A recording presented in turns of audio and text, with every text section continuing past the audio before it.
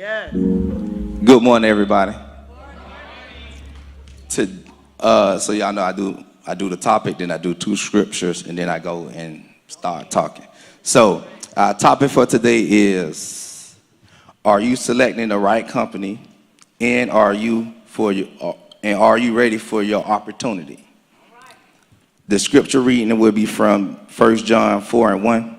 Dear friends, do not believe every spirit, but test the spirits to see whether they are from God, because false prophets have gone out into the world. Scripture number 2, 1 Peter 5:8. Be alert and of sober mind. Your enemy, the devil, prowls around like a roaring lion, looking into someone to devour.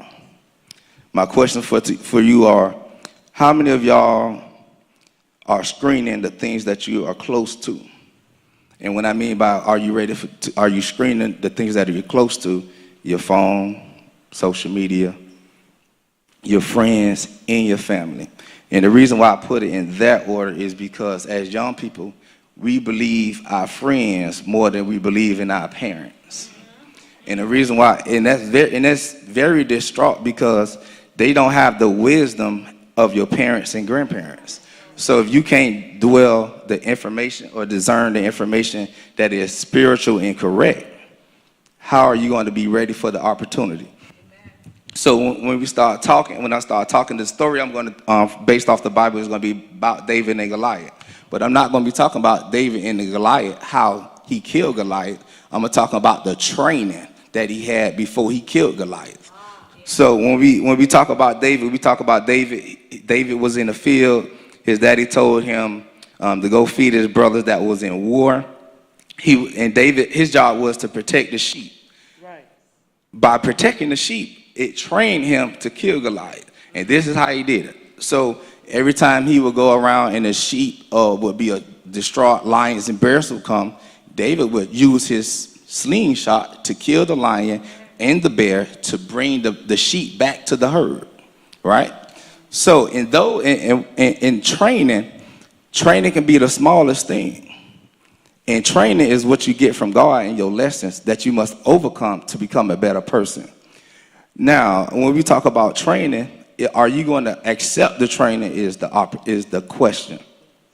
So on yesterday, we took about 14 students to the University of South Florida. Those 14 students had an opportunity to understand what is the college process. Now, that's their training, how to get into college. What's the lesson is? The lesson is what are you getting from your teachers and applying it to what you're learning to become a better student to get into these institutions, all right? With those training and these understandings, those 14 students now understand what? That you got to have a good GPA, how to find free money, how to get test scores, what test scores I need to get this free money. So we have about 14 seniors right now, and with these 14 seniors, they understand all 14 got accepted into school. Now it's their responsibility to apply whatever they need to get from me, Ms. Harris, Mr. Brandon, administration, teachers, to apply that training that they got from me to make sure that they follow through with their education. Some of the things that we have to understand and learn as young people is that the company keep can bring you up or it can bring you down. Now, if it brings you up, you got a good core of friends. If you're doing stuff that's outside your character, trying to be somebody that you ain't. If you're in school, you ain't the gangster. Trust me, I know this by now. I done been around too many. I know real gangsters when I see it. Real gangsters don't go to school. You in the building, you go to this school, be a student. You don't have to be no gangster. Stop trying to put on in front of people. Because when people call your card, that's when you really want to fight. But it's too late. They already called your card. You ain't here to learn. We're not here trying to be nobody else. Growing up in my neighborhood in Miami, everybody know I like to talk about Miami. In my neighborhood, out of the 15 dudes that's in my own neighborhood, I'm the only one that got a college degree and ain't never been to jail. Everybody else done been to jail. I got a couple of them got life sentences. One of them got a life sentence at 18 years old because he couldn't go to school. He had to survive. That was his survival mechanism. That was the spirit in him to do that stuff. But I switched my friends when I got into 8th grade, and I know that I wanted to go to college. So that college experience, when I went to New York, I went to Howard, different schools. That made me and my mom think about, hey, we might want to go to school. My mom ain't go to school. My mama had to get her GED. But she knew my 2 sons got to go to school. Ain't no way around it. As an African, you already got 2 strikes against you. Strike number 1, if you're a male, I'm talking to the males right now. If you're a male, number 1, you're male, and you're African American. Now you're 2 strikes. 1 strike, they're trying to get rid of you. The other strike, it don't matter what it is. They're gonna try to get rid of you. So if I was in y'all shoes like I was back in those days, the thing I would really focus on is surrounding myself with good people. And not only good people, good godly people. And I mean, in God's word, it don't say you can't be of the world, but it's certain things, certain ways you got to carry yourself. Certain things you can do, certain things you can't do. Because y'all know spirits jump from person to person. So y'all know that. Y'all be putting on like you doing this with different people and all that. Spirits jump from person to person. So that person bipolar, that bipolar spirit can jump onto you too. You see, the older folk know. They jump people to people. So you got to be very mindful. Now, a couple other things that I really wanted to talk about. Excuse me. This is for males.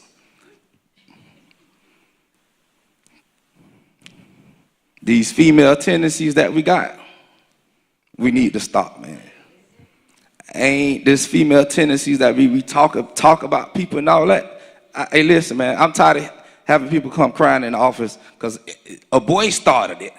I mean, I know girls, talk and whatever, but it's the dudes that's doing this and destroying our school. Because y'all got to grow up, man. Immaturity. Y'all got to start growing up. Y'all care more about athletics than y'all care about doing y'all work. And it should be the other way around. We need to care more about our academics than we care about sports, because you can't do one without the other.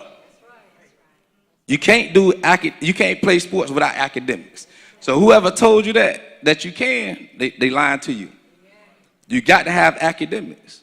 And I know that all the coaches in here preach academics first. I have an 8-year-old son. You ain't going to no practice till my homework done, your reading log, all that got to be done before you even think about picking up a basketball, football, going to track practice. In every sport, I pay $150 for my son to participate. But my $150 will go down the drain if he ain't getting the academics. Some of y'all need to take heed to that, because some of y'all ain't gonna make it. And most of y'all got talent enough to make it. You look at these college athletes. We look at college athletes, man, they putting in work. They have a schedule. You miss a Coach K practice talking about my mama got to come get me. Hey, here go your ticket. You can go back home. They're going to find somebody else to replace you. Y'all think y'all better than what y'all is, but y'all ain't putting in no work. To be what y'all want to be, you got to put in work. You got to go to the park. You got to practice. But you can't, it don't mean nothing if you can't be academically eligible to play. It is pointless. That's number 1. Number 2, being obedient. When we talk about being obedient, y'all be obedient to your friends. You won't be obedient to your mama and your daddy, but you'll be obedient to them. And I don't get where the terminology comes from, that you're more obedient to your friends than to your mama and your daddy. It should be the other way around, because guess what? Your parents are here to be that discernment that my parents was for me, to make sure that things will go correct. And what I mean by that, out of all my friends, my dad met all my friends. He screened them. Cedric, you can't be with him. I'd be like, Daddy, why? His upbringing ain't the same. Upbringing ain't the same. I went to church every Sunday. If you was my friend in Miami, you had to go to church with me.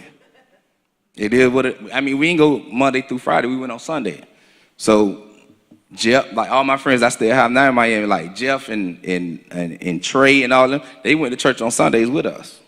My granddaddy was the pastor. He built his church from the ground up. And it was a holiness. So we didn't go to church. I mean, the women in our church ain't wear earrings. They wore head coverings. They wore stockings. They old school. During communion, we had to wash the feet. Y'all don't even know what that is. During communion, ain't no communion without breaking bread, drinking the wine, and washing the feet. Jesus washed the feet. So my pastor was like, why couldn't we? And I started that at 6, 7 years old, doing washing the feet as part of it. The next topic I really want to talk about is infer. Y'all, we really need to work on our infer skills, meaning looking at clues to make sure that I'm making the right decision. All right. So when we infer means to look at the surroundings to make sure that I'm in the right location. So for example, I talk to my son all the time about, he's reading the paper and he's like, Daddy, the answer is not there, so you have to infer.